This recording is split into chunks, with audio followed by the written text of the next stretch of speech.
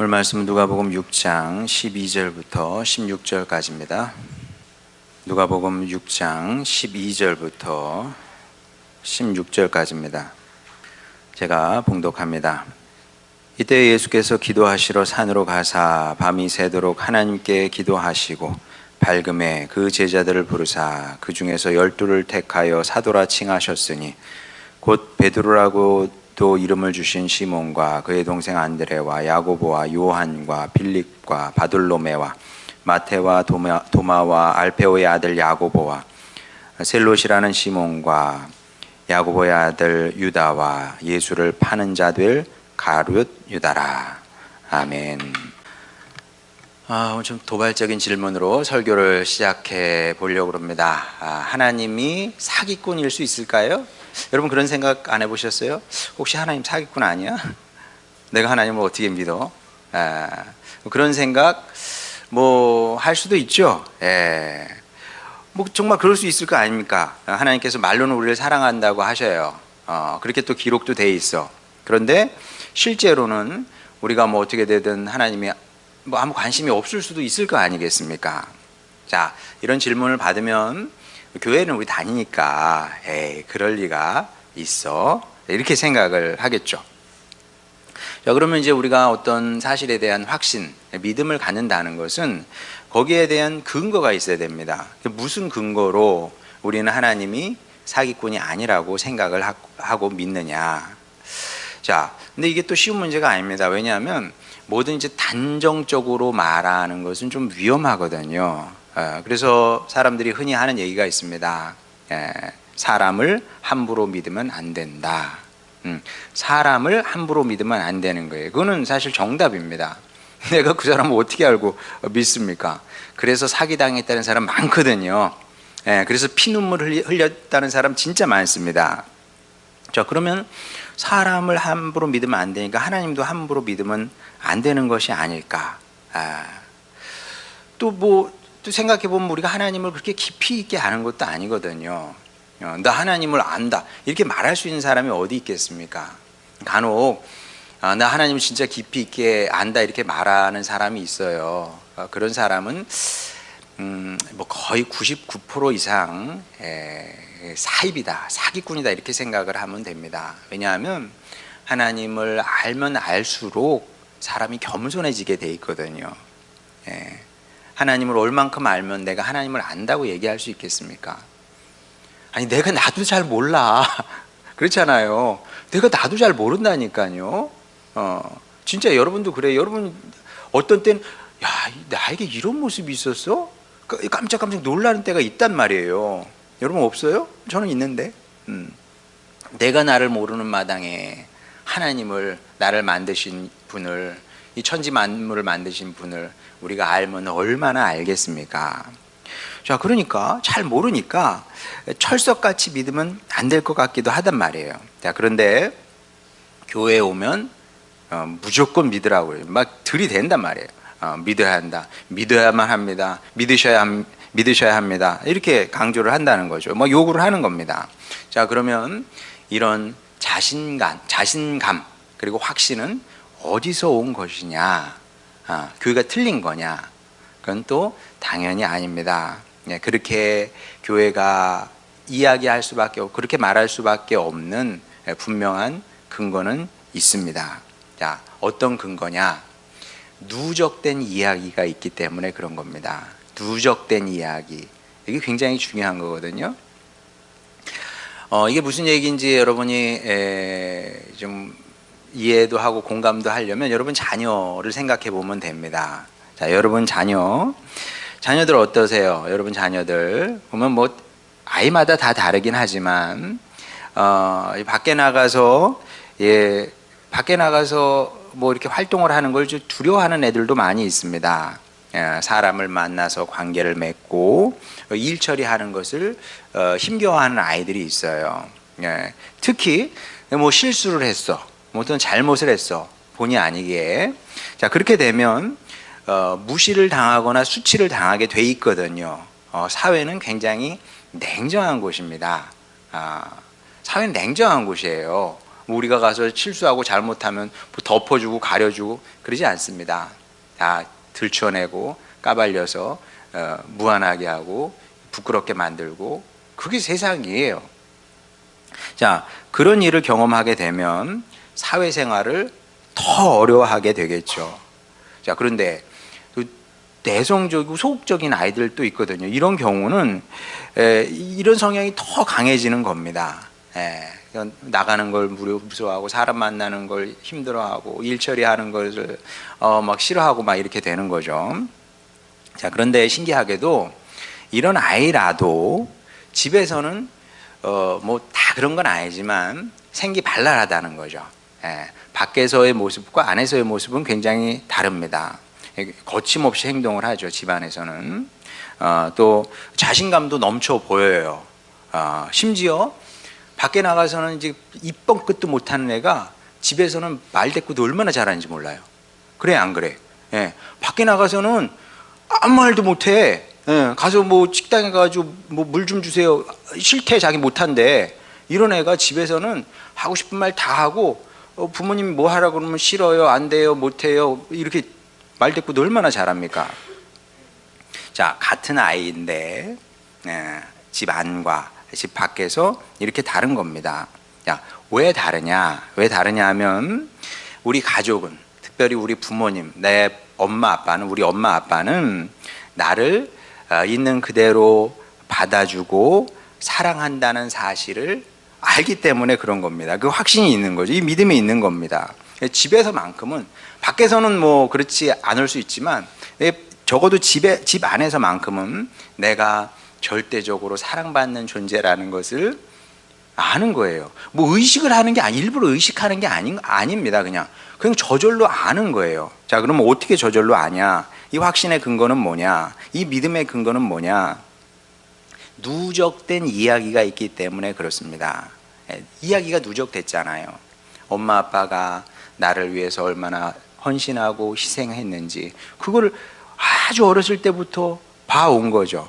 그러니까 이런 이야기가 아주 차곡차곡 그 아이들의 마음속에 쌓이게 되는 겁니다. 그러니까 부모님에 대한 사랑, 부모님의 사랑에 대한 그 확신, 믿음이 아주 강하게 있는 거죠.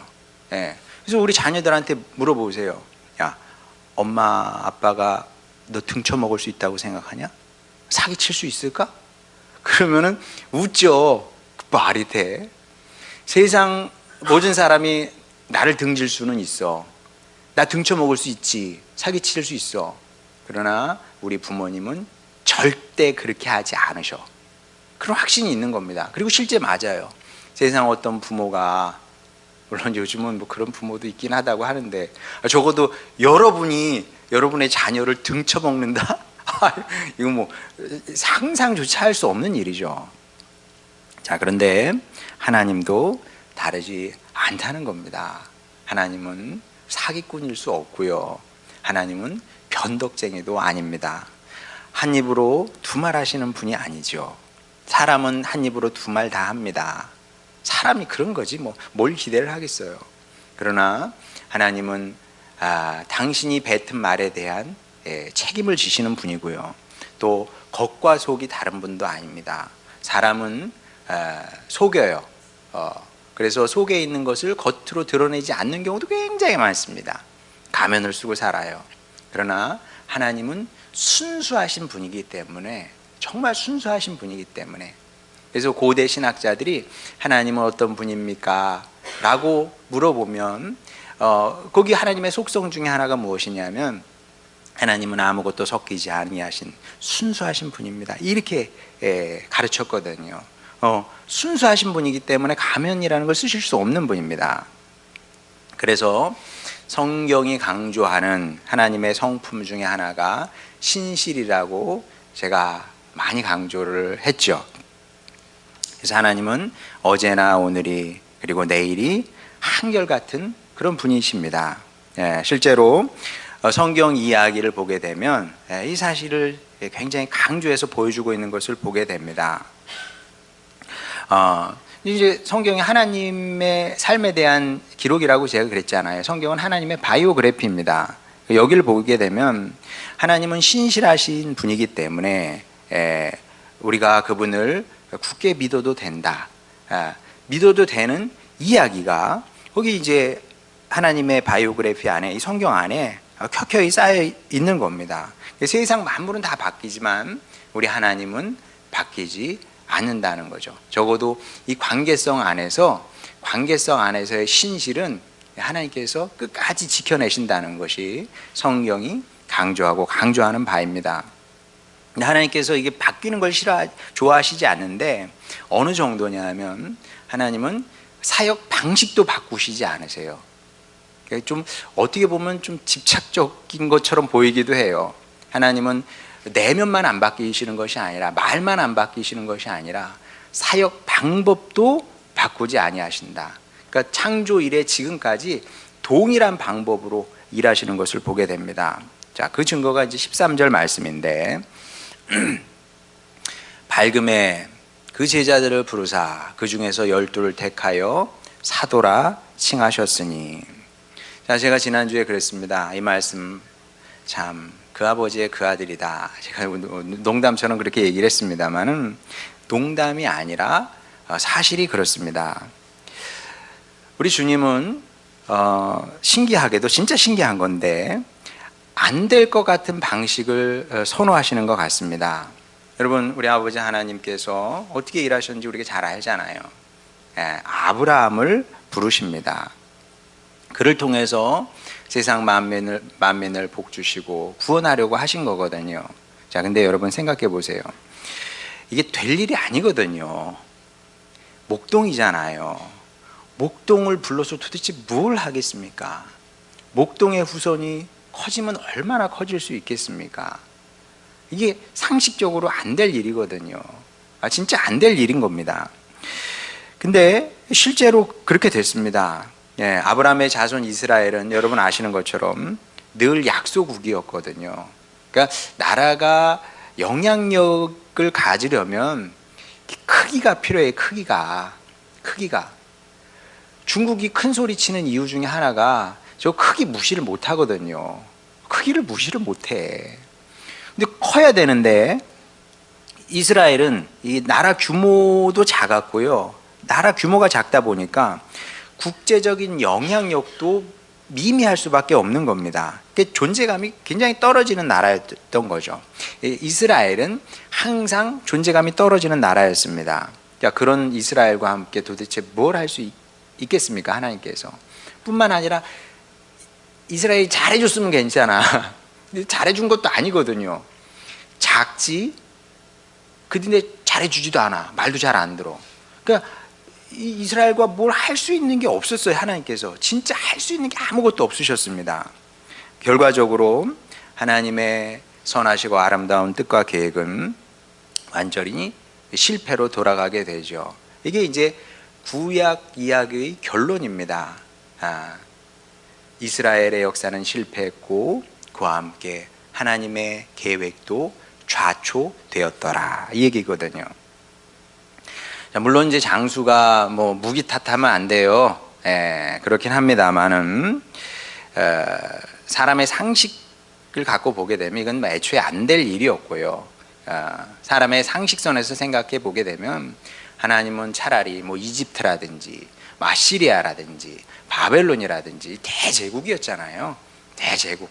그런 나라를 선택을 하셔서 일을 하셨으면 차라리 뭔가라도 뭐 칼이라도 한번 휘둘러 보셨을 텐데 아무것도 못하고 그냥 아무 손도 손 쓸 뭐 어떻게 방법이 없었어요. 그냥 그렇게 망해버린 거 아니겠습니까? 그래서 이제 이스라엘의 실패는 하나님의 실패였고 아주 뼈아픈 실패를 경험하신 거죠. 자, 그러면 이제 다시 똑같은 실패를 경험하면 안 되잖아요. 그러면 이제 사역 방법을 바꿔야 되는 겁니다. 그렇잖아요. 여러분, 물고기도요, 얘네들이 뭐 뇌 없는 짐승처럼 보입니다만은 한번 낚시 낚였다가 얼마나 아프겠어요. 딱 이렇게 바늘 끼면 그래가지고 이렇게 해가지고 사람이 이렇게 풀어주잖아요. 그 다음부터는 한동안은 봐가지고 저거 너무 고통을 당했기 때문에 안 문대요. 몰라요. 혹시 여러분 또 낚시 가가지고 동일한 경험을 하면 목사가 잘못된 정보를 갖고 있었네, 뭐 이렇게 생각은 하지 마시고, 저도 들은 얘기예요. 그러니까 뭐 제가 뭐 낚시를 좋아해서 그런 걸 압니까? 그냥 들었으니까 그냥 전하는 건데, 근데 그럴 것 같습니다. 예, 물고기 아니라 다른 동물들도 한번 어디에 호되게 당하면 그 다음부터는 그거 안 하거든요. 예, 여러분 쥐도요, 쥐도 끈끈이 있죠. 그건 확실해요. 끈끈이 몇 번 당하는 거 보면 그 다음부터 거기를 안 다닙니다. 가면 죽는데 가겠습니까? 그러면 하나님은 지혜로우신 분이잖아요. 지혜 자체 아닙니까? 호되게 당하셨어. 그럼 방법을 바꿔야 될 거 아니겠습니까? 될 만한 방법을 찾아서 새롭게 시작을 하셔야 되는 거예요. 근데 우리 주님은 사역 방법을 바꾸실 생각이 없으셨다. 근데 이게 좋은 겁니다. 왜냐하면 하나님의 신실함을 드러내는 또 다른 증거이기 때문에 그런 거죠. 하나님은 마음을, 생각을, 계획을 안 바꾸시는 분이구나. 나를 사랑한다고 했다가 너 질렸어. 사람은 그래요. 결혼하면 그러지 않아요. 많이 그래서 이혼하는 거예요. 연애할 땐 좋았어. 살아보니까 한 2, 3년 살다 보니까 질려. 우리 이혼하자. 그런 일들이 일어나는 겁니다. 예, 하나님은 그런 분이 아니라는 거죠. 자, 예수님께서 12제자를 부르신 것도 사실은 마찬가지인데, 이게 사실 될 일이 아니에요. 이것도 될 일이 아닙니다. 왜냐하면 예수님께서 12제자를 부르셨는데 이 중에서 괜찮은 사람은 한 명도 없었거든요. 괜찮은 사람을 불러야 되잖아요. 근데 괜찮은 사람이 한 명도 없었어요, 진짜. 일단 예수님의 제자 중에서 어부가 제일 많았죠. 목동 아브라함을 부르신 것처럼 비슷한 사람을 부른 거예요. 목동, 어부 비슷하잖아요. 그렇죠? 어부가 제일 많았고요. 그 다음에 세리도 있었고요. 열심당원도 있었습니다. 열심당원, 어떤 사람인지 잘 이해가 안 가시죠? 열심당원은, 예수님 시대의 열심당원은 테러리스트 비슷하다고 생각하면 됩니다. 진짜로요. 예, 그러니까 이제 내 마음에 안 들어? 그럼 칼 들고 와서, 몽둥이 들고 와가지고 내 마음에 안 드는 사람들 때려잡는 그 사람들이 열심당원이었거든요. 되지도 않을 사람들이죠. 되지도 않을 사람들인데 이런 사람들을 부르셔서 사도라는 이름을 그들에게 부여하신 거 아니겠습니까? 이것도 인간적으로 보면 참 무슨 일이라고 제가 지난 시간에 말씀을 드렸습니다. 저는 이 말씀 묵상하면서 어렸을 때 생각이 나더라고요. 우리 어렸을 때 밖에 나가서 참 많이 놀았죠. 밖에 나가서 많이 놀았는데 이제 주로 겨울 그 다음에 봄 이때 많이 놀았던 게 뭐냐면, 아직 싹이 나기 전에 산에 가서 왜 그런지 모르겠는데 이제 밤나무 이제 나잖아요. 밤나무가 이렇게 곱게 잘 나요. 그럼 그거 베다가 그걸 가지고 이렇게 깎으면 칼 비슷하게 됩니다. 그럼 칼 이렇게 딱 차고서 친구들 딱 같이 이렇게 모여서 노는 거죠. 그러면 이제 돌아가면서 역할을 정합니다. 야, 오늘은 내가 왕이야. 그럼 너는 뭐 할래? 너는 그래 장군 해라. 너는 영의 정할까? 뭐 이렇게 이제 병정놀이를 하는 거죠. 그다음에 또 이제 적군도 필요하잖아요. 그럼 넌 적군 해라.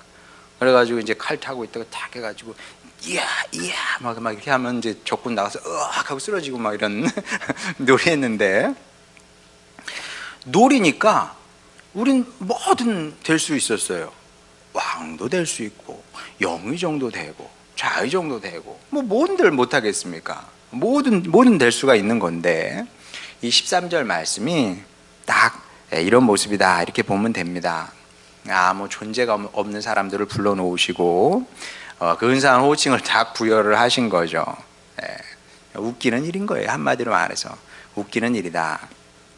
자, 그런데 우리 성도는 이렇게 반응하면 안 되죠. 이 말씀 보면서 참 웃기는 일이네 이런 식으로 당연히 반응하면 안 됩니다. 우리는 달리 생각하고 다르게 질문해야 됩니다. 어떻게 질문해야 될까요? 왜 우리 주님은 늘 이런 식으로, 이런 방식으로 일하셨을까? 이 질문을 해야 돼요. 왜? 안 되는 일이잖아요. 아브라함 때부터 지금까지 계속 안 됐어, 이렇게 해서. 근데 왜 이 방법을 계속 고수하시느냐? 무슨 이유 때문에 그러냐? 여기에 대한 답을 사도 바울이 우리에게 주고 있습니다. 고린도전서 1장 26절부터 29절까지 한번 보도록 하겠습니다. 형제들아, 너희를 부르심을 보라. 육체를 따라 지혜로운 자가 많지 아니하며 능한 자가 많지 아니하며 문벌 좋은 자가 많지 아니하도다.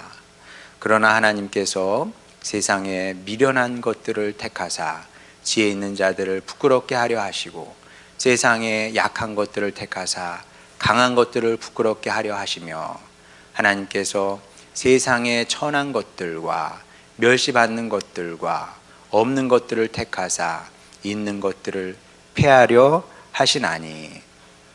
그 다음 29절 없어요? 네, 여기까지랍니다. 이게 왜 이런 방식으로 일하시느냐?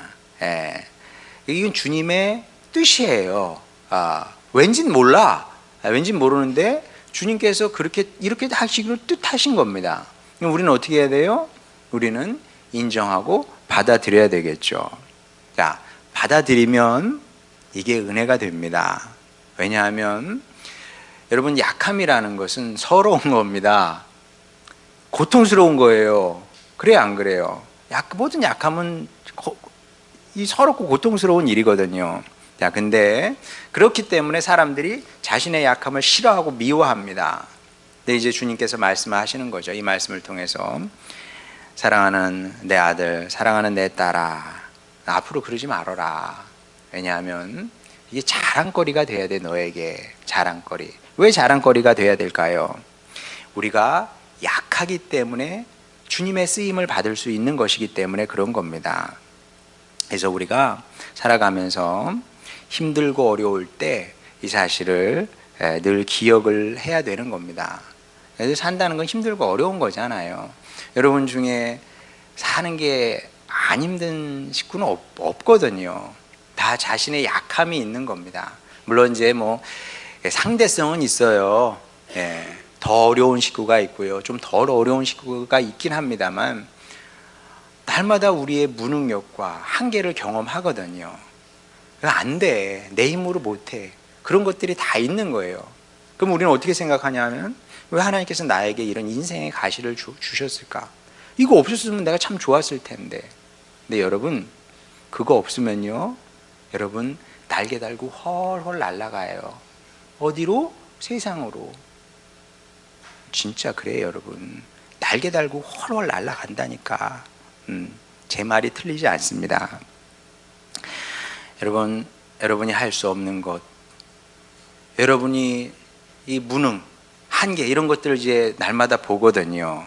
이런 것들을 사랑해야 되는데, 왜냐하면 그렇기 때문에 우리가 아브라함인 것이고, 그래서 이스라엘인 것이고, 그래서 또한 예수님의 제자인 겁니다. 약한 우리를 통해서 하나님은 당신의 뜻을 이루시게 될 겁니다.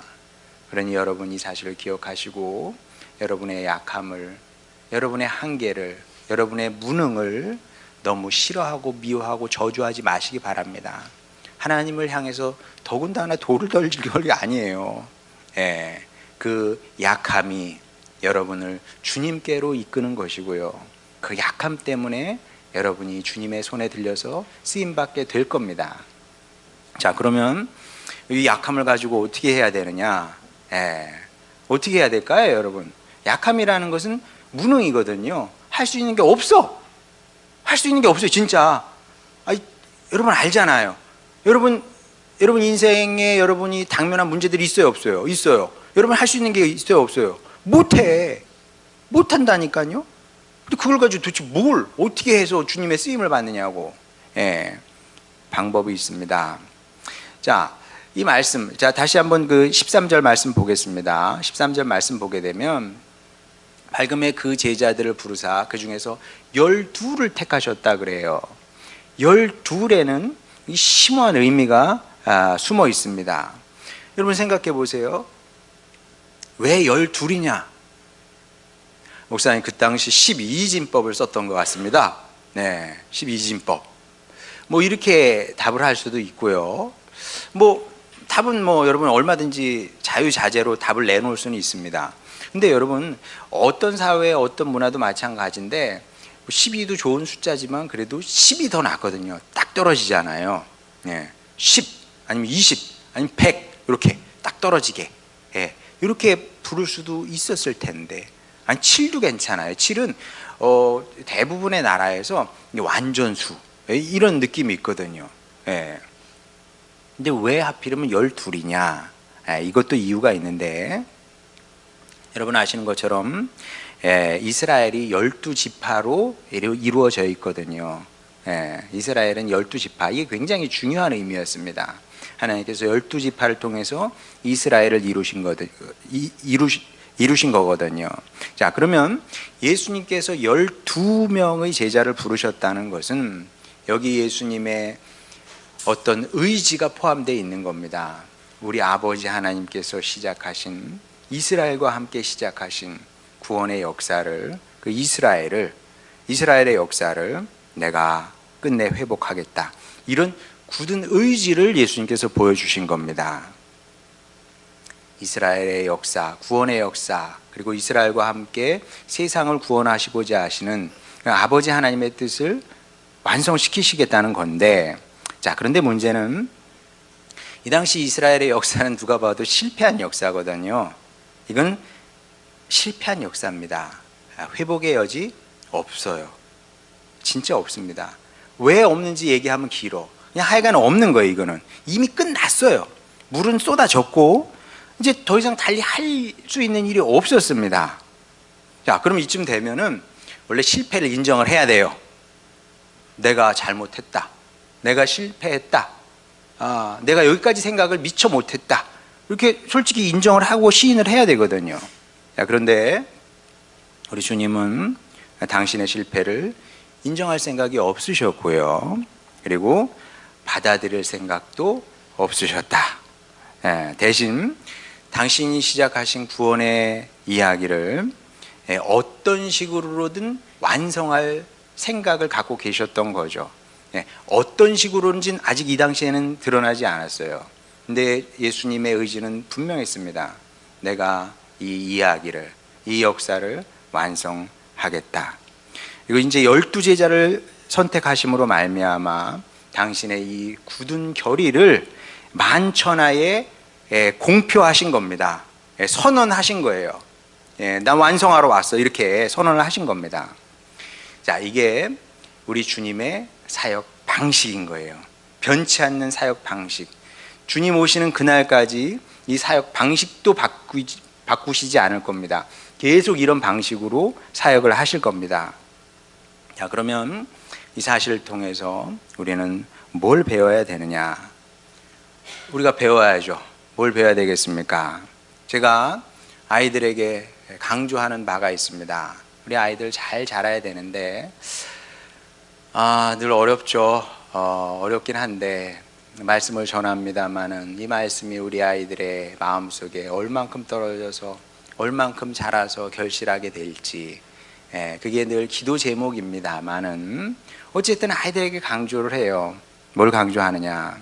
우리 주님은 포기를 모르시는 분이다. 우리 주님이 포기를 모르시는 분이니 우리도 쉽게 포기하면 안 된다. 아이들에게 이 사실을 기회가 될 때마다 가르치고 강조를 합니다. 물론 인간적으로는 포기하고 싶을 때가 있어요. 그리고 이제는 포기할 때야, 포기하는 게 옳지, 그런 생각이 들 때가 있습니다. 여러분, 저요? 포기하고 싶을 때가 있을까요, 없을까요? 이제 포기할 시점이야, 이런 생각이 들 때 있을까요, 없을까요? 왜요? 저도 그런 생각 종종 합니다. 뭐 그렇다고 여러분 걱정하지 마세요. 그럼 우리 목사가 어느 날 갑자기 목회 그만둔다고 하는 건가? 그런 건 절대 아니니까 그런 생각 하지 않으시겠지만, 혹시 지금 설교를 들으면서 그런 생각을 하실까? 절대 그렇지 않습니다. 근데 어쨌든 무슨 사안이 됐든 간에 그것이 내 문제가 됐든 자녀와의 문제가 됐든, 여러분 정말 여러분이 지극정성으로 키워온 사랑하는 자녀 내 마음대로 잘 안 되거든요. 그렇죠? 내 마음대로 잘 안 돼. 아니면 내가 하는 일, 아니면 배우자 문제, 이제 그만두고 싶죠? 그만두고 싶어 이제. 그리고 그만두는 게 나아. 기도는 무슨 기도? 지금까지 했는데 안 되는 걸 뭐 얼마나 더 해야 되겠어. 이제 기도하는 것도 힘들어. 왜냐하면 이게 기도라는 거는 계속 믿고 소망해야 기도가 되는 건데, 이거 안 될 거죠. 안 되잖아요. 10년 20년 해도 안 되는데 기도가 계속 나옵니까? 이제 포기하는 게 맞아. 그냥 버리는 게 맞다고, 이게. 이런 생각이 올라온다는 거죠. 자, 그런데 누적된 하나님의 이야기는 다른 말씀을 한다는 거죠. 우리가 하나님의 사람이잖아요. 하나님의 사람은 내 경험을 믿으면 안 되고, 뭐 신문이든 유튜브 보면서 그 사람들이 하는 말 듣고 거기에 혹해가지고 따라가서도 안 돼요. 우리는 하나님의 말씀이 뭐라고 얘기하느냐, 그 말씀을 따라 사는 사람이거든요. 그게 진짜 신앙인 아니겠습니까? 하나님의 바이오그래피는 아주 분명하게 말씀을 합니다. 하나님 사전에 포기는 없다. 그러니 그분의 자녀인 너희들, 우리가 하나님의 자녀 아니겠습니까? 너희들도 절대 포기하면 안 된다. 너희들의 인생의 사전에도 포기가 있으면 안 된다. 그 말씀을 하는 겁니다. 그럼 어떻게 해야 됩니까? 될 때까지 하는 거죠. 될 때까지 하는 거예요. 그냥 될 때까지. 주님 만나는 그날까지 된다고 믿고 그냥 하는 겁니다. 그러니 여러분도 이걸 여러분 인생의 표로 만드시기 바랍니다.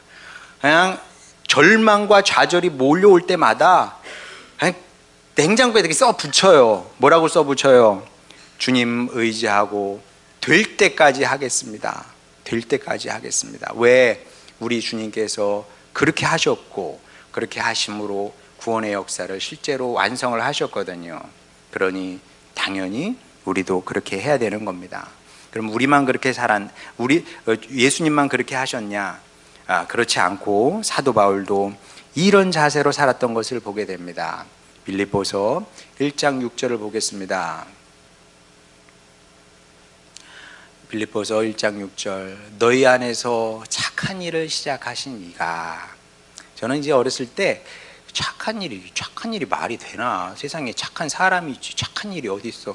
이렇게 생각을 했는데, 어떤 뜻이냐면 하나님께서 선한 일을 우리 가운데 시작을 하셨어요.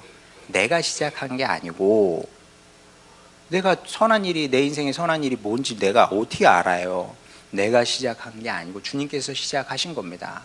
여러분 믿으시기 바랍니다. 이미 여러분 안에서, 여러분 인생 안에서, 여러분의 가정 안에서, 교회 안에서 하나님께서 가장 선한 일을 시작을 하셨어요. 자, 그러면 이거 어떻게 해? 자, 이 일의 완성을 보고 안 보고는 궁극적으로는 주님께 달린 거지만 우리의 역할도 중요한 겁니다. 이 일을 시작을 하셨는데 우리가 잘 반응을 해줘야 돼요. 주님께. 어떻게 반응을 합니까? 포기하지 않고, 좌절하지 않고, 절망하지 않고 이 믿음을 붙들고 살아가는 겁니다. 그럼 어떻게 된다고요? 그러면 시작하신 분이 그분이니 그리스도 예수의 날까지 이루실 줄을 우리는 확신하노라. 사도 바울이 이 믿음으로, 사도 바울도 쉽지 않았어요. 여러분 고린도전서를 읽어보세요. 갈라디아서를 보세요. 진짜 그만두고 싶다. 이제 저 더러운 인간들 같은 이라고 다 싹 버려버리고 싶어. 왜 이러고 싶지 않았겠어요? 그러나 그것은 하나님께서 일하시는 방법이 아니니 사도 바울이 끝까지 믿음으로, 확신으로 이 길을 걸어감으로 말미암아 그는 하나님 나라의 위대한 사역자로, 가장 탁월한 사도로 기억되고 있는 것을 보게 됩니다. 그러니 여러분도 잊지 마시고 이런 자세로 끝까지 그렇게 살아내는 겁니다. 주님 의지하고 될 때까지 해내시기 바랍니다. 바라기는 그래서 주님께서 뜻하시고 계획하신 모든 선한 것들이 여러분 안에서 이루어지고 완성되는 것을 보는 그런 영광의 인생을 살아가는 여러분 모두가 되시기를 주님의 이름으로 축원합니다. 우리 찬양 부르고 기도하도록 하겠습니다.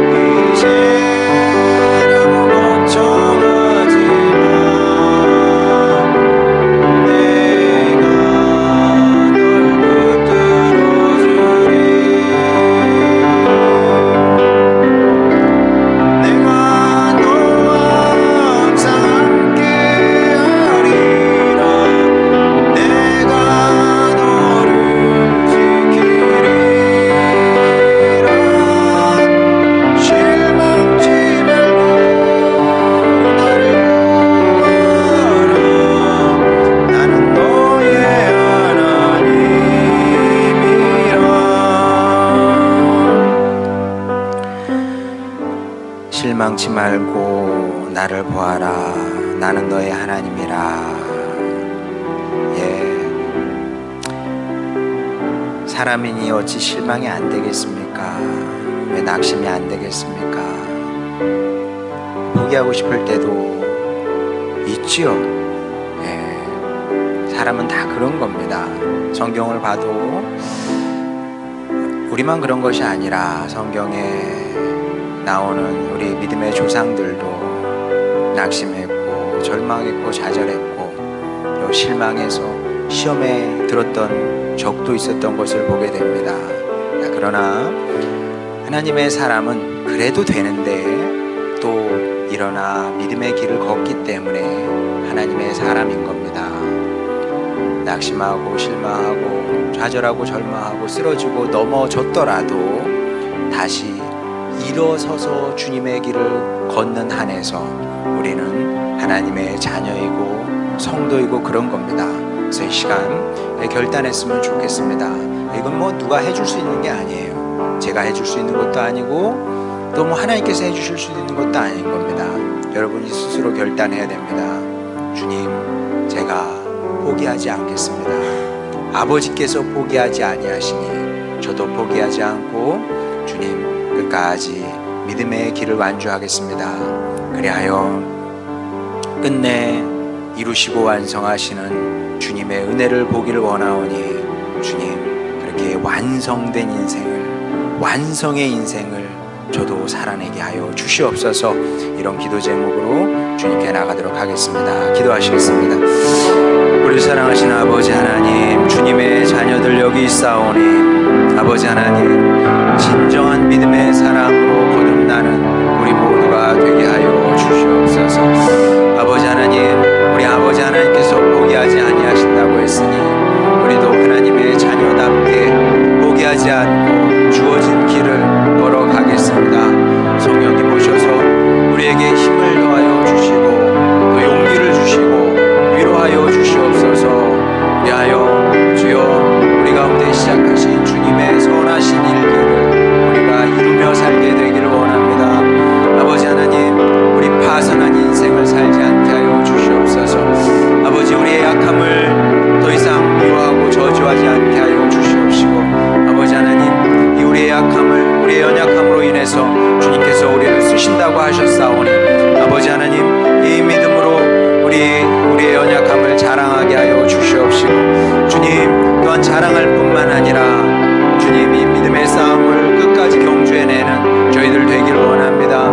하루 이틀 하다가 많은 어리석은 자들이 되지 않게 하여 주시옵소서. 1, 2년 하다가 많은 어리석은 백성이 되지 않게 하여 주시고 주님 만나는 그날까지 제 연약함과 또 한계가 있을지라도 주님의 뜻을 따라서 이 길을 걸어가기를 원합니다. 아버지, 이런 자세로 살기를 원합니다. 그리함으로 말미암아 우리를 향한 주님의 선하시고 아름다운 뜻을 이루게 하시고 우리 가정을 위한 주님의 선하시고 아름다운 뜻도 우리가 이루어내겠습니다.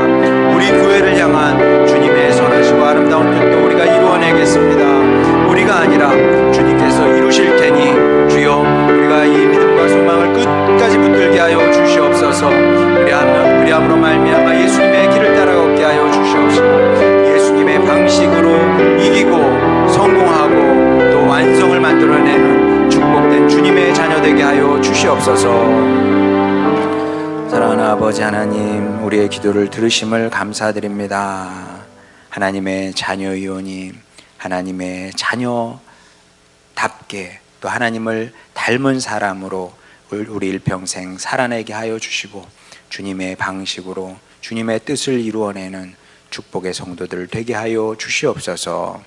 예수님의 이름으로 기도드렸습니다. 아멘.